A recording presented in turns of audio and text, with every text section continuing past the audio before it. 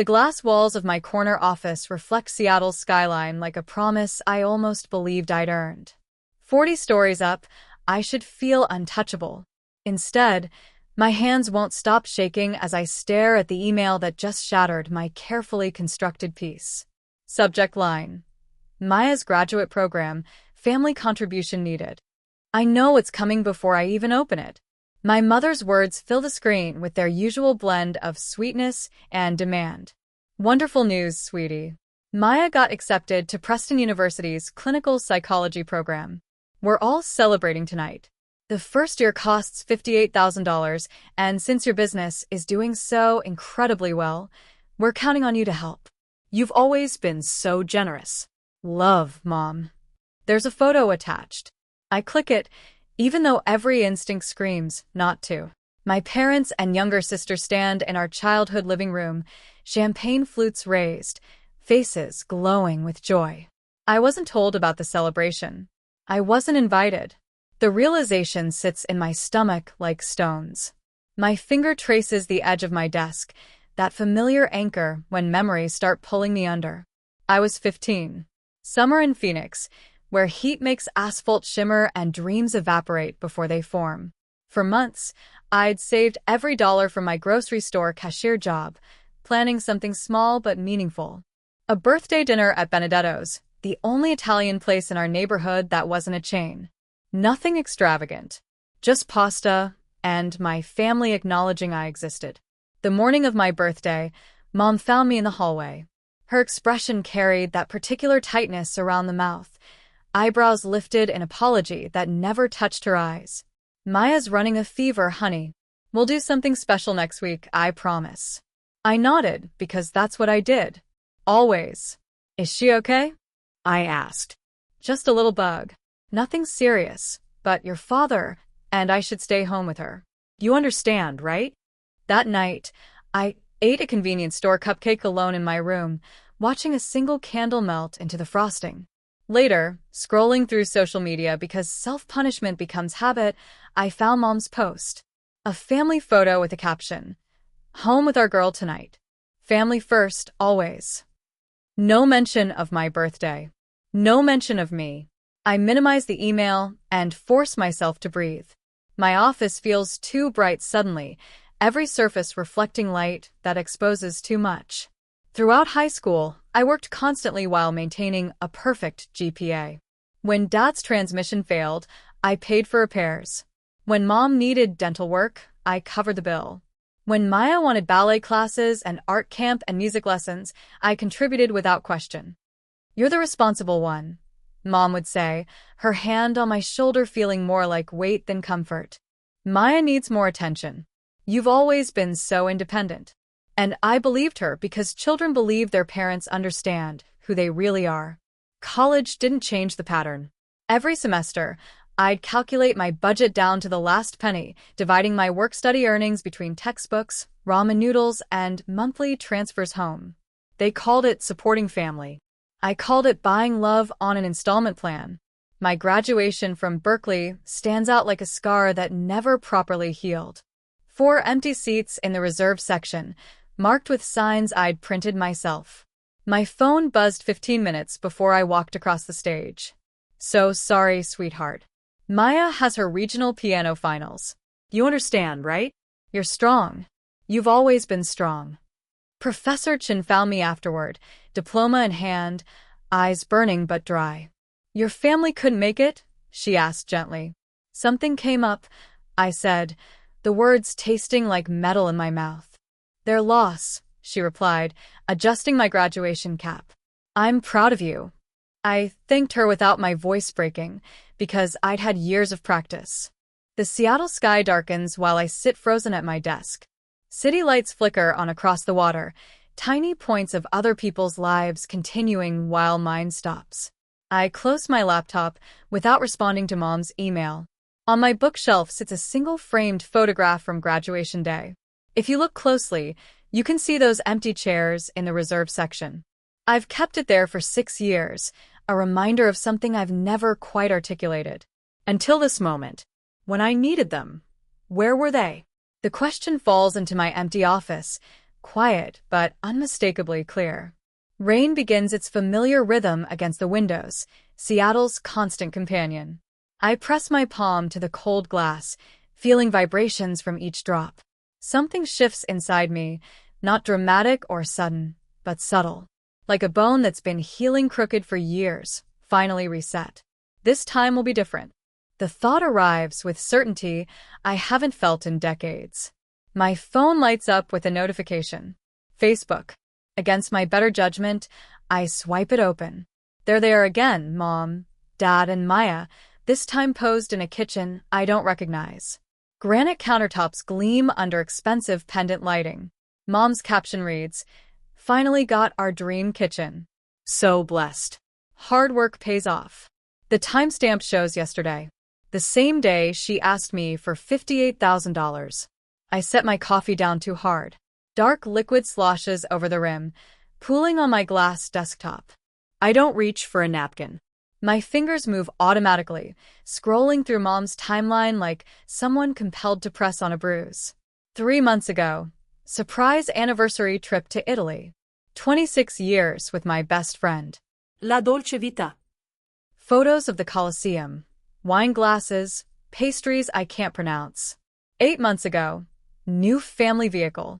God provides. Dad leaning against a silver SUV, arms crossed, grinning like he'd won a prize. My breathing quickens.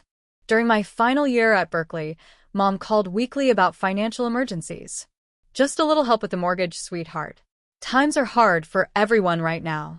I sent them $700 every month while eating instant meals and working overnight shifts at the campus library. I click on Maya's profile next, something I rarely allow myself to do. Her life unfolds in filtered squares of privilege. Dance performances, piano competitions, hiking trips with friends, experiences I funded without her ever knowing. 3 photos down, I stop breathing. Maya and Mom, arms around each other, standing in front of a lake house. The caption reads, "Forever grateful to Grandma Chen for this incredible gift. Her inheritance made this dream possible. Blessed beyond measure." Inheritance. The word echoes in my skull. Nobody told me about an inheritance. My hands tremble as I open my laptop and locate the spreadsheet I've maintained since high school. Every contribution, every dollar sent home, documented with obsessive precision. A scrolling monument to my desperation for approval.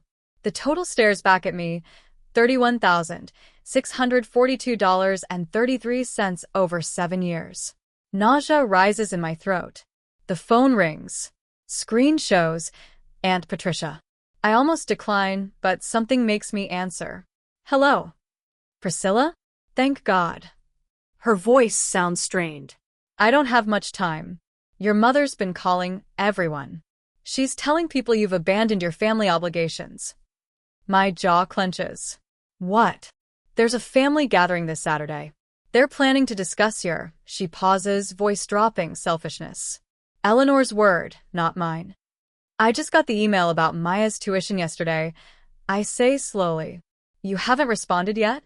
That's why she's upset. She expected immediate agreement, like always. Something cold and sharp forms in my chest. I see. If you don't help with Maya's education, they're threatening to cut you off completely this time, Aunt Patricia continues. I almost laugh. Cut me off from what, exactly? Holiday cards signed without a personal message? Christmas phone calls that last exactly 8 minutes. "I just thought you should know," she says quietly. After we hang up, text messages appear from cousins I haven't spoken to in years. Each one carries the same underlying accusation. Why aren't you helping your family? I close my eyes, letting rage wash through me instead of fighting it. When I open them again, I walk to the filing cabinet in the corner.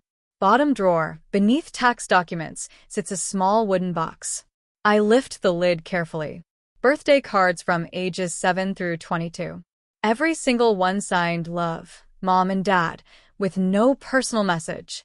No acknowledgement of who I was or what I cared about. Beneath the cards lie bank statements, each highlighted withdrawal representing money sent home. Each one a failed attempt to purchase what should have been freely given. I sit on the floor surrounded by paper evidence of emotional neglect. A strange calm settles over me like snow. I've been trying to buy love that was never for sale. The words fall into my silent apartment, suddenly and completely true. I gather the papers, place them back in the box, and close the lid firmly. For the first time, I see the pattern with perfect clarity. I always say yes. They always take. Nothing ever changes. My laptop pings. Email from Jordan, my business partner. Hey, you missed our 9 a.m. Not like you. Everything okay? Call if you need anything. I check the time. 10:47. I've lost over an hour to this archaeological dig through my past. I type back. Family situation. Can we talk? Lunch. His response comes immediately. Marlowe's at noon. I'll clear my afternoon if you need. Something loosens in my chest. Here is a relationship built on mutual respect, on actually seeing me. I open a new browser tab and search for information about educational payment options. Articles about tax-advantaged gifts made directly to institutions fill my screen. I start reading, making notes as I go. My phone buzzes. Text from Amanda, my closest friend from college. Your Aunt Lisa just called me asking what's wrong with you. What's happening? I stare at the message. Aunt Lisa lives 2,000 miles away in Florida. This has already spread that far. I type. Mom wants me to pay $58,000 for Maya's grad school. Amanda's response is instant. Please tell me you said no. What they do isn't normal, Pri. Nobody treats their kid like a personal bank account. The validation sends warmth through my chest. Not normal. Those two words illuminate something I've buried for 20 years. My next steps form with surprising clarity. No more automatic yes. I open my contacts and find Maya's number. We text occasionally, surface-level communications full of careful distance. I type slowly. Hey Maya, can you send me your tuition info and student ID number?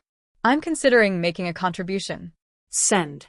I wait, watching the typing indicator appear and disappear 3 times before her response comes through. Really? That would be amazing. Mom said you might help.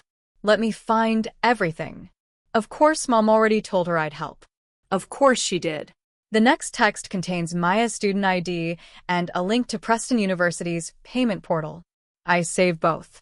My phone rings almost immediately. Mom. I let it go to voicemail. Then Dad calls. Then Mom again. The voicemail notification appears. I press play. Priscilla and Chen, how dare you go behind our backs to contact your sister about money? We are a family, and families discuss these matters together.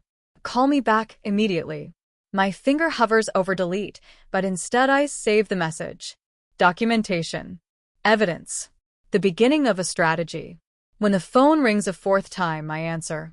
What are you doing? Mom's voice is tight with barely controlled fury. Hello, Mom. I keep my voice level, controlled. I'm handling this my way. What does that mean? A pause, uncertainty creeping into her tone. It means I'll be in touch. I end the call before she can respond. For the first time in my adult life, I've said no without actually saying the word. My hands shake slightly, but my mind feels crystalline. I pack my laptop to meet Jordan for lunch. He'll help me see this objectively, without the fog of guilt and obligation that's clouded my vision for years.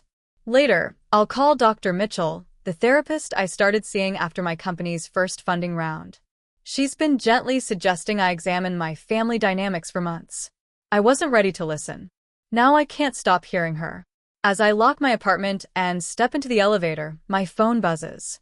Text from Maya. Mom's really upset. What did you say to her?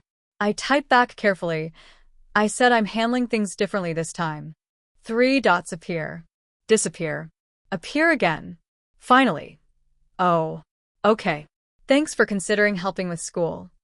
The elevator doors close, and I breathe deeply. The air feels different somehow, lighter, as if changing the script has altered the atmosphere itself. The boundaries of a new world are taking shape, one where I'm defined not by what I give, but by what I choose. The next morning, my phone buzzes against the nightstand before my alarm. Another notification. I don't need to look to know it's family-related. I glance at the screen. Mom's latest Facebook post. Heartbreaking when success changes someone's values. Some people forget who supported them when they had nothing. The comment section fills rapidly with sympathetic responses. Aunt Rebecca. Some folks get too big for their britches. Uncle David. Family should always come first, no matter what.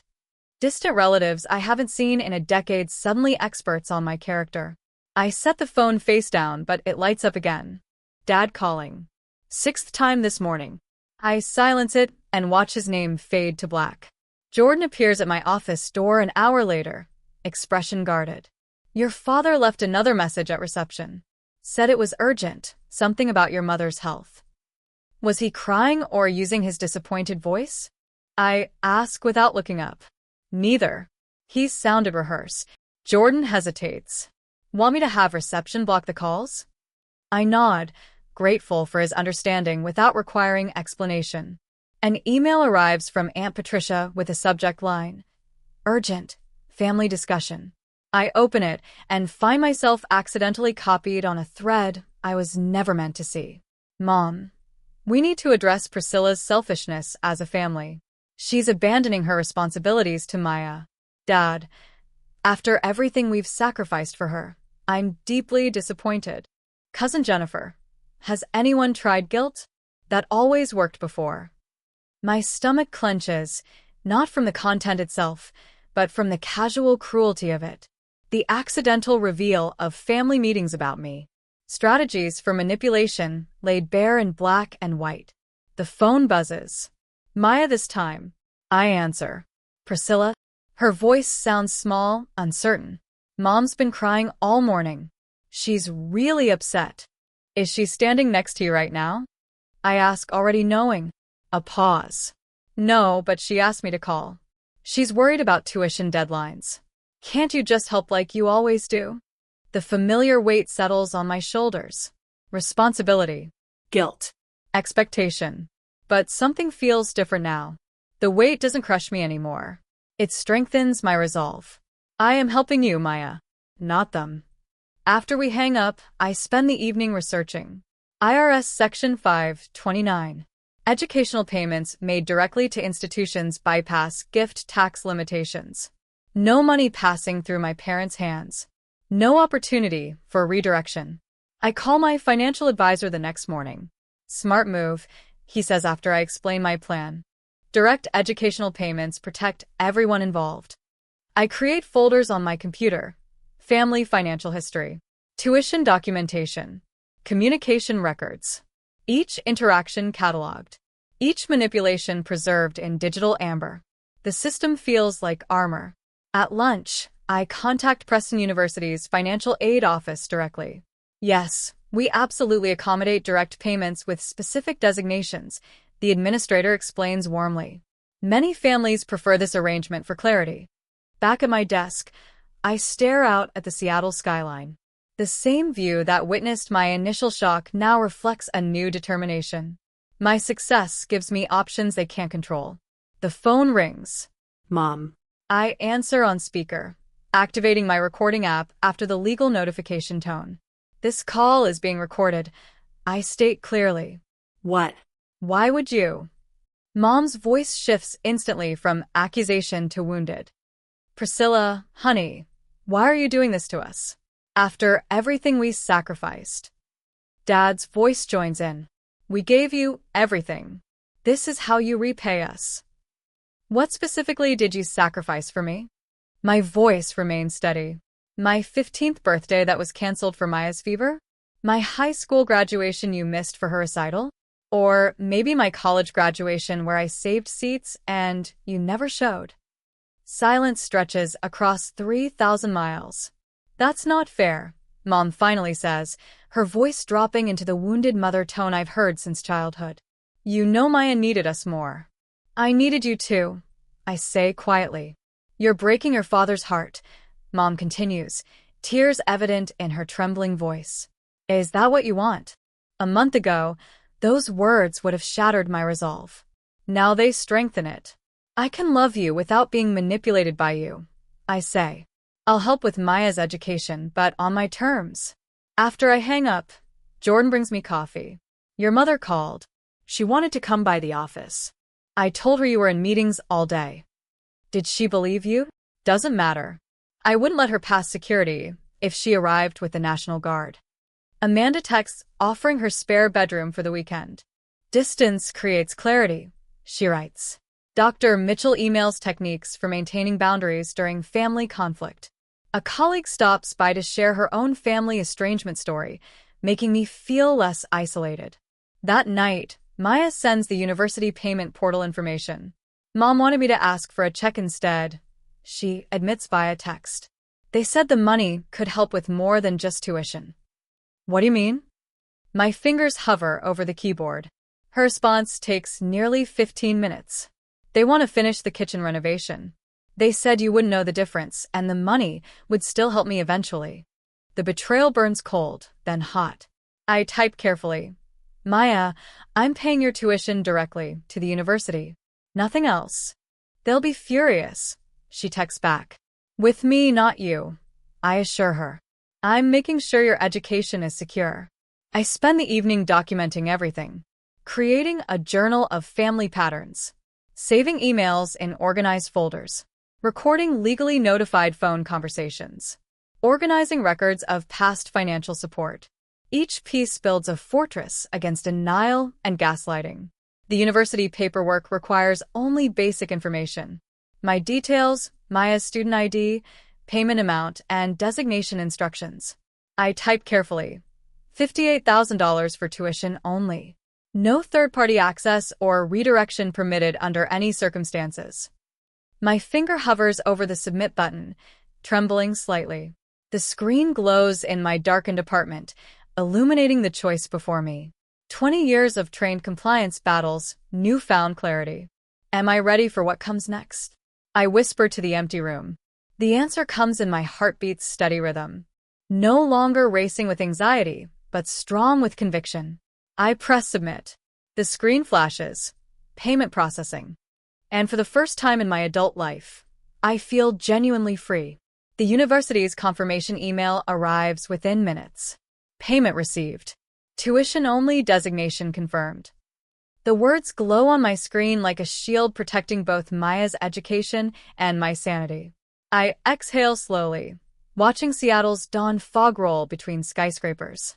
For once, I've protected myself first. The tranquility lasts exactly 32 minutes. Priscilla.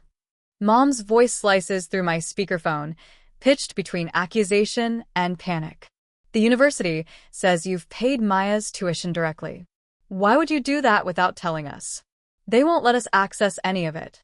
That's correct, I say calmly. The payment covers tuition only, Mom. That's what you asked for. Silence stretches thin and sharp. Then Dad's voice joins. After raising you to put family first, why didn't you trust us to handle this? I trust education, I reply. The money is exactly where it belongs. Mom recovers quickly.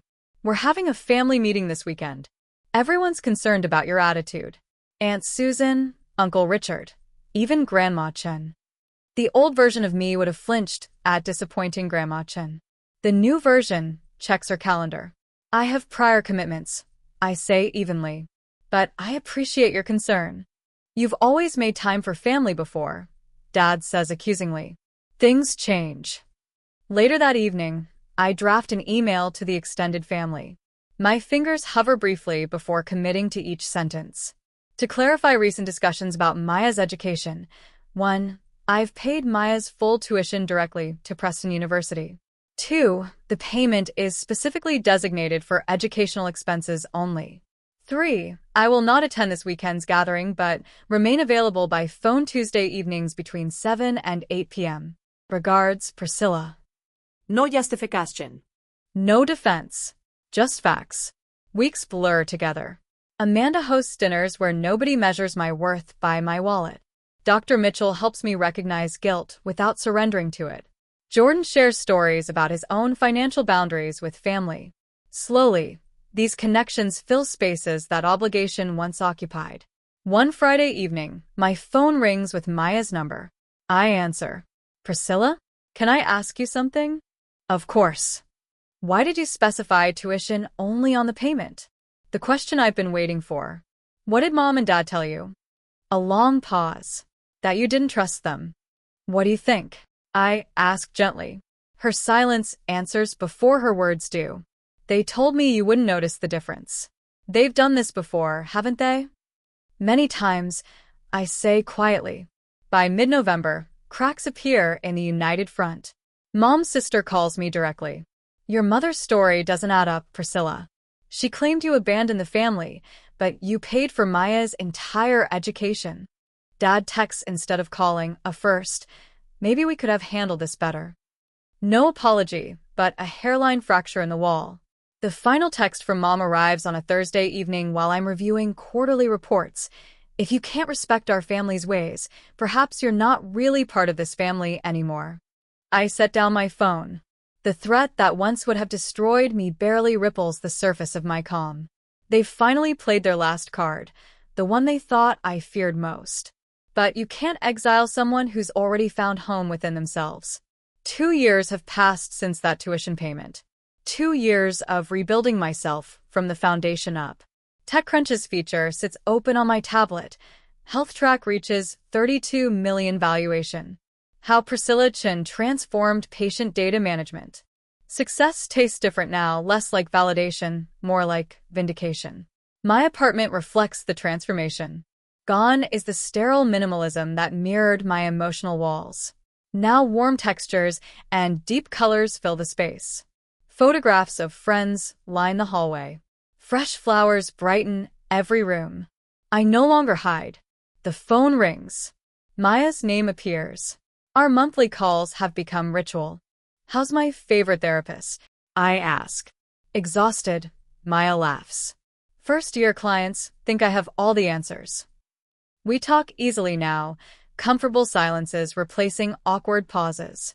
I was looking through old photos yesterday, Maya says. That birthday when you turned 15? Mom told me you were fine staying home because I had a fever. But you weren't fine, were you? My chest tightens, then releases. No, I wasn't. I used to think you were cold, Maya continues softly. But now that I'm paying my own bills, making my own choices, I understand. How much you gave up. How much they took. How much I benefited without knowing. You were a kid, I tell her. It wasn't your responsibility to see it. That evening, I host my own birthday celebration. The table fills with faces that matter. Jordan raising a glass. Amanda, who flew cross-country just to be here. Colleagues who've become family. To boundaries, Jordan toasts. Candles flicker on the cake. Not a desperate solitary flame in darkness, but a constellation of light surrounded by genuine affection. Mom and Dad still send occasional holiday messages. Brief, civil exchanges acknowledging shared history without pretending wounds never happened. I no longer measure my worth by their response. In my journal that night, I write the truth that took me decades to learn. Family isn't always who you're born to. Sometimes it's who sees you clearly when others look away. The greatest gift wasn't what I gave Maya. It was giving myself permission to be valued. If this story resonated with you, if you've ever felt like the family ATM or struggled with setting boundaries with people who should love you unconditionally, please share this video. Someone in your life needs to hear this message today. Hit that like button if you believe self-respect matters more than obligation, and subscribe to this channel for more stories about finding your voice and reclaiming your power. Remember, you can't pour from an empty cup, and loving yourself isn't selfish, it's survival. Drop a comment below sharing your own boundary-setting victories. Let's build a community where we celebrate people who choose themselves. Thank you for watching, and remember, you deserve relationships that don't require you to shrink yourself to fit.